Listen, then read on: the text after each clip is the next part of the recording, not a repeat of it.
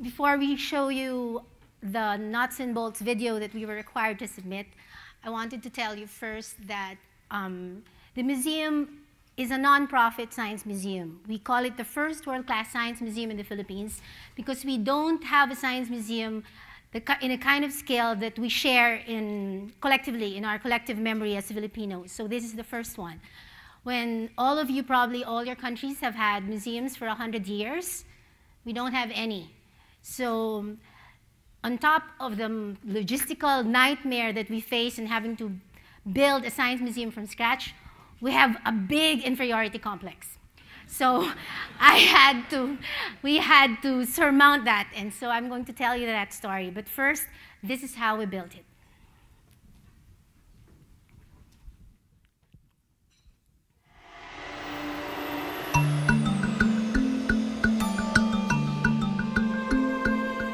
In the quiet heart of a masterpiece is the tiptoeing of an idea, a stirring of imagination, a ray of inspiration. We sense a hunger for awe and wonder. It is time we get that great story of discovery out there. We have been yearning for one for so long. Inspiration begets more inspiration. Ideas sparkle, merge, converge. The country needs a center, one that cultivates curiosity, one that pays tribute to discovery. This is the time and place. We have enkindled passions to build, to create. A world-class space for our collective wonder in Bonifacio Global City, for our country. A science museum. We shall call it the Mind Museum at Taguig. It shall show what we know, how we know it, and what we do with what we know. As the idea spread, more lives were moved, more people were inspired. We, the team who worked on this museum, rose to the challenge and started playing our part to make the music of a science museum come alive. Partners from everywhere came to help us. The Science Center Singapore shared over 30 years of experience with running museums. Jack Rouse and Associates gave their expertise in master planning to translate the concept to spatial reality. As the vision became clearer, more and more wanted to become part of it, attracted to the potential, attracted to the possibilities, attracted to what the Mind Museum can be.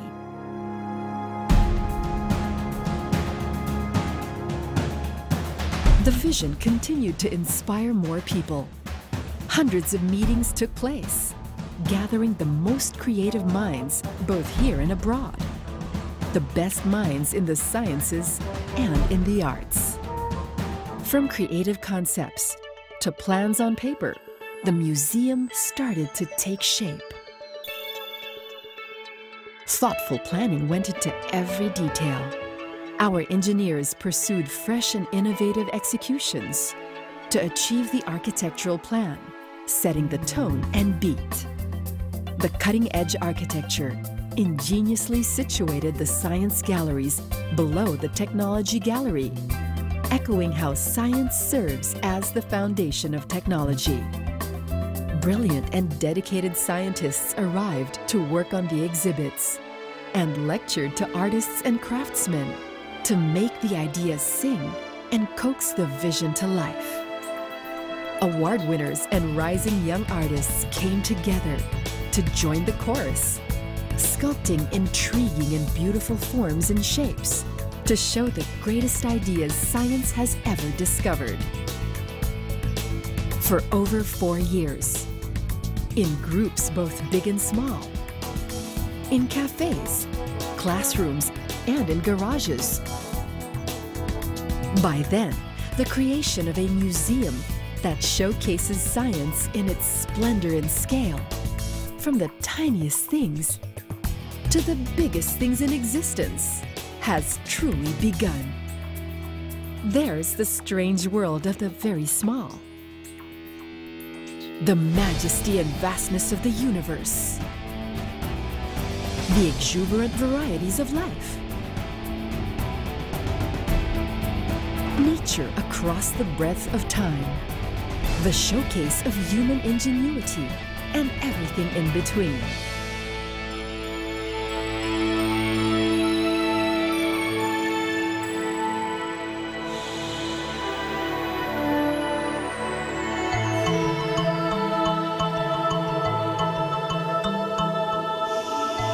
As the composition was taking shape, the requirements, including financial, seemed daunting.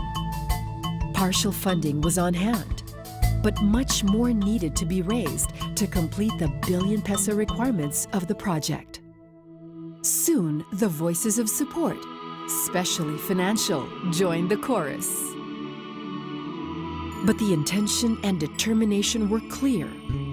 And so, with the space donated by the Fort Bonifacio Development Corporation, the direction of the Mind Museum harmonized perfectly with the city's own vision, animated by its passions in work and play.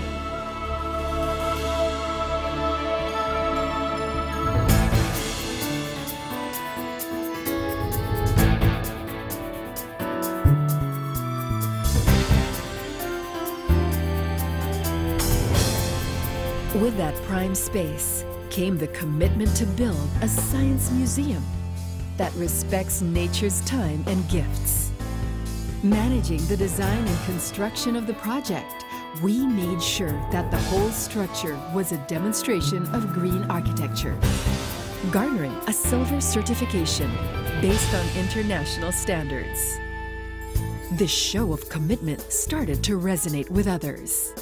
Hands joined together, and the center grew into a community that made a leap of faith that together we will finally be able to build a science museum for our country. People from the private sector, both companies and individuals, started to rally resources voluntarily to make the Mind Museum happen. One by one, the exhibits, from the spectacular to the intriguing, arrived, accompanied by a thundering beat. We now open our doors to the heartbeat of the Mind Museum, its exhibits. First stand to take his pose.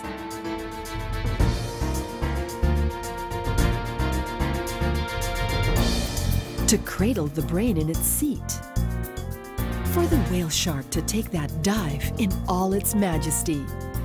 For the astronaut to invite you to a space journey.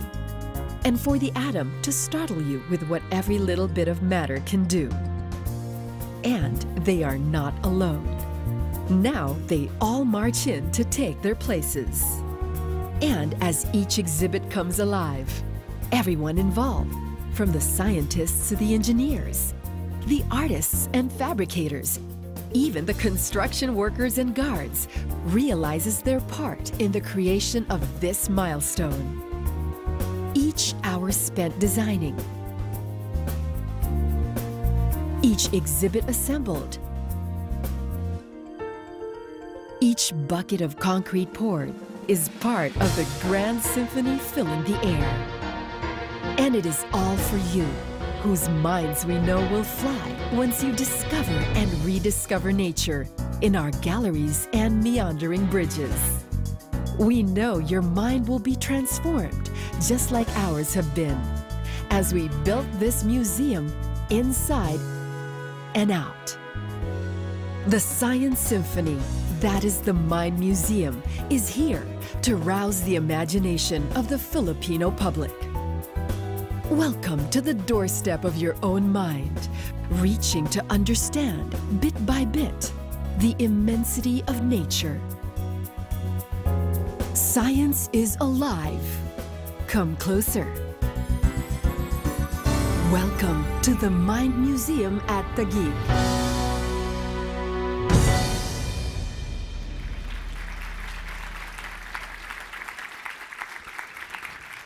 So guys, I know better than to tell you how to design things because as I told you, we have a very big inferiority complex. But I can tell you some very unusual design lessons that we think we harvested from the experience. I'm going to focus on that. And before that, I'd like to tell you how honored we are in the company of, in your company and in the company of the other recipients to be an honoree for the FEA ceremony. So,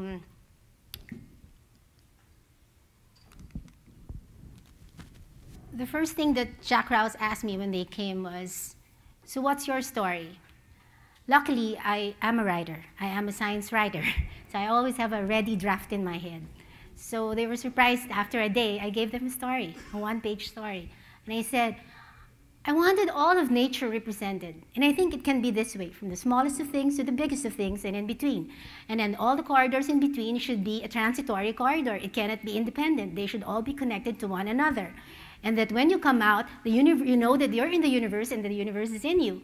They're all looking at me like, we're all going to show that. I said, yes, we're all going to show that because it won't work if we don't. And then that's only the below galleries. Above it will be the technology gallery because that's what we do with what we know. So, and then it was the same story over and over again with the other artists. One of the biggest exhibit that we did was our own production of the natural history of the planet. We call it Birthplace. We did it from scratch, and I mean scratch. I mean myself delivering natural history lessons to the crew every day. Because when we first created the solar system, there was no gravity. I was looking at it, why is everything careening into space? They forgot to factor in gravity. So we had to do lectures for our crew, and we did it for 5 years from scratch, and I think it's the most wonderful thing. If you ever come to Manila, please see Birthplace. So this is the story we wanted to show. Oops, sorry, oops. And from that, I give you the unusual lessons that we think we learned. First is don't always trust the experts. And I think that starts from me, because up to now, I don't know why the board trusted me. Because I told you, I've never curated anything in my entire life, and I cannot draw anything if my life depended on it. So that's why when I first showed the architects, the developers who own the prime development, he said, so what's your idea? And I showed them my Jetsons drawing, and they said, are you kidding? So they said, we gotta hire people who know better. So that's why we hired Jack Rouse. He said, you have to translate her, whatever she's thinking, into space. So, but I say don't trust the experts because it worked for us for the rest of the road. The robot that you see, which is loved by everyone in the museum, all kids would have their pictures taken with Mimo, our robot, who's very chatty, was done by a love DJ. I didn't even know he was an electronics maker. He visited the museum and he said, you know, I can also make robots. I said, are you kidding? And then he said, yes, because I'm an electronics major, I just couldn't find anything to do with my robotic skills. So I went into becoming a DJ. So he made this robot for us, and he made another robot for us, and he's doing another one for us.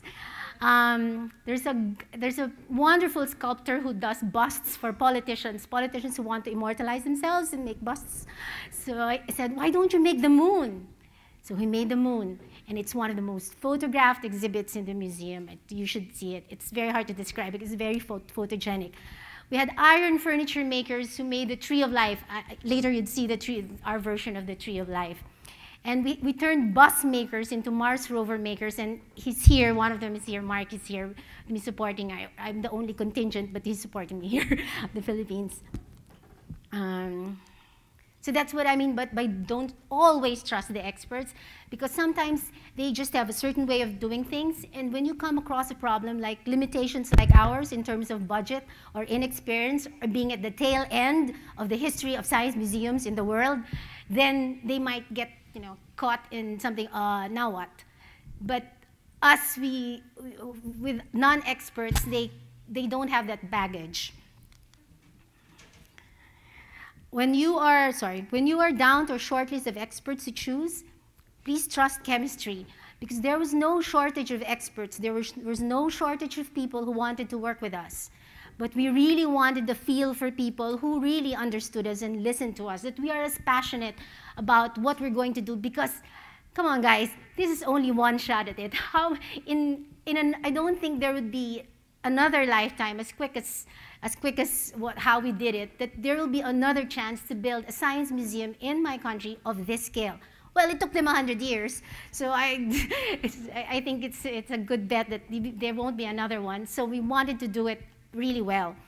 So Jack Rouse, I'm always very thankful to them, because they became very good friends also afterwards. They're such excellent designers, but they listened. They really listened to us. So maybe they sensed my inferiority complex, so that they were very kind to me, but they really listened.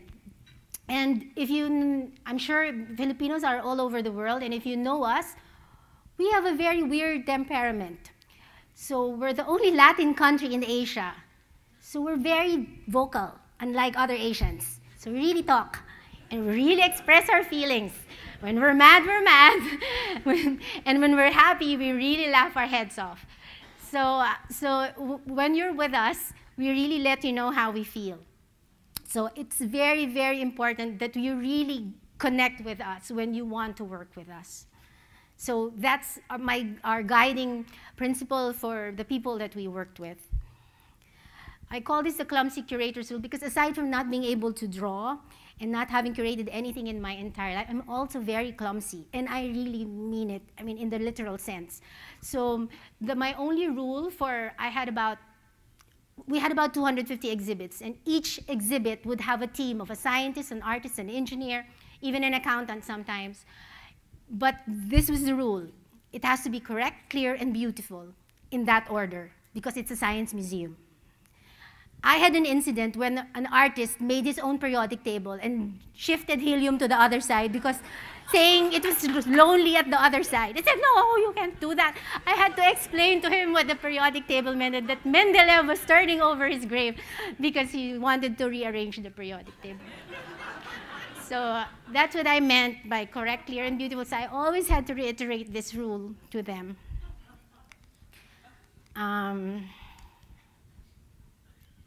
Trust your team, but carry a whistle. In my case, literally, I carried the whistle. It was green. It was a green whistle, because I was actually refereeing teams inside the construction area at the later part, so people can't hear me when I'm already shouting. They said, not there, over here! But they wouldn't hear me, so I had to carry a whistle. But the metaphorical whistle was in meetings when this was very, very few times, but very crucial times, when the scientists and artists won't budge. So the scientists say, no, that's not the way to do it. And the artists would, but that's so ugly. So you really have to step in and tell them, where to toe the line, that it has to be correct first. And then the artist, and then the scientist would, as long as it's correct, would just have to leave it at that, so that the artist can take over in terms of shapes and forms that are beautiful. That's what I mean by carrying a whistle.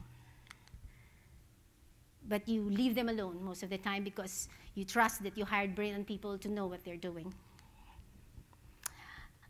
I cannot emphasize this enough, because while I was the content and creative person of the museum when it started, the business part was way over my head. And I think they considered me a management risk if I was the one representing the idea to donors. So I had a partner, his name was Manny Blas, who's really the one who deserves credit for all the money and all the organizational requirements that were needed in order to build the museum. He raised 1 billion pesos in 3 years. That's about $27 million from scratch. In 3 years, with just a PowerPoint presentation, with my lousy idea, with my lousy drawings. So in 3 years, he raised that. So when he started conceiving the idea in 2007, by 2010, we were constructing. And then by December 15, 2011, construction was completed. So it's very important that you have allies in the other part of the enterprise who would translate your language. I think the board tolerated me because I could make them laugh. because they thought I belonged to a world that they probably wanted to visit but not really inhabit. So they really tolerated me when I'd say, yeah, we have those people, you know, I found the birthplace of the Industrial Revolution back there in the South. They would believe me, but I was just inventing it. I was just, you know, trying to raise our hopes that, yes, we could do it. I'll just, you know, worry about it later. But they believed me, and somehow it worked. And this is, I think, the most important part of our story. Never, ever, ever forget your story, because it will always be your inspiration. Before we even started constructing the museum, we didn't have enough money to be at a turning point where we could say, yes, we could break ground. We would take our show on the road. We would go to public markets and open areas and have science conversations. And then at the end of science conversations with rock scientists, I owe a lot of gratitude to British and American scientists who agreed. I always make a fool out of myself. I'm never embarrassed. So I ask people, I ask rock star scientists, give them a call, email them. Can you be on a large screen with us, you know, with kids who can ask you what your brain does to me, what music does to your brain, or what happens when you go to Mars? And they agree. They actually agree. So all those years, they would agree to appear in public places, in cafes and plazas with us. And then at the end of the conversation, I would always tell the public, this is what you can have regularly. If we have a science museum, imagine we can have this every day, anytime. You can always ask us, can you host this? And we can say yes, because we would have a permanent place for wonder. Well, that's what happened. And when we were given the go-ahead to build it, I dressed up our first crane as a dinosaur. So it was required by the safety officers that we have a board up. We had board ups, but because it was a crane, it was just sticking out, right? So people were wondering, and we were causing traffic because when the crane would rise, it would. I got the JPEG from the birthplace script that we wrote for the natural history and placed it on the dinosaurs. It was really faithful. So we had a dinosaur breaking ground for the Science Museum. And it made front page of the broadsheets. We didn't have to pay for anything. So, and then what really moved us was we thought that we'd make everyone part of it. So we had about 1,000 workers. I've never been involved in construction in my entire life. As I told you, I'm a writer. So I didn't know that at first you had a bunch of workers just digging the ground, and then they leave. And then another batch of people doing something else, and then leave. I said, we'll never see them again? Of course you'll never see them again. They go on to other projects. I said, no, they can't go. So before they start, I gather them. I tell them what the Science Museum is all about. I tell them what they're building so that they have a stake. And I promise them that I will give them and their families. These are very poor folks. And their families live in the provinces. So we promise them that they will give them tickets on the first day. And I can tell you, we faithfully kept that promise to all 1,000 workers. They came on opening day and the 3 months after that. So we told the story over and over again. And so they were part of this endeavor. So never, ever, ever forget your story. So here's the My Museum now. The video you will see tomorrow, but here are some of the pictures. This is the finished product. This is the My Museum, the nest of those unusual design lessons. This is the Universe Gallery. When I first saw this, someone posted this on the internet. I thought it was a drawing. When I looked at it, no, those are real people. That's our actual Universe Gallery.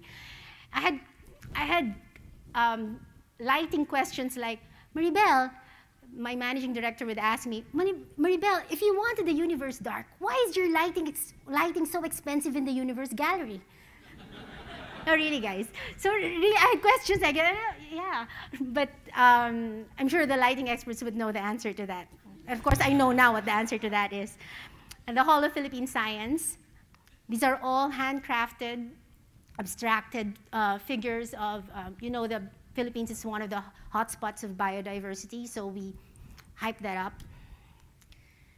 The wormy thing that you see above is a light bridge. It's one of the connecting things that we thought of to connect the universe and the atom galleries, because if there's any lesson that will connect the smallest things, which are atoms, and the biggest of things, which is the universe. It's the lesson on light. It's the electromagnetic spectrum. This is the Earth Gallery. This is the inner space track, which connects the atom gallery and the life gallery. The atom gallery ends with carbon. We're all carbon-based. All life is carbon-based. And then you go through this gallery, you understand the beginnings of life, the primordial conditions, and then the primitive cell.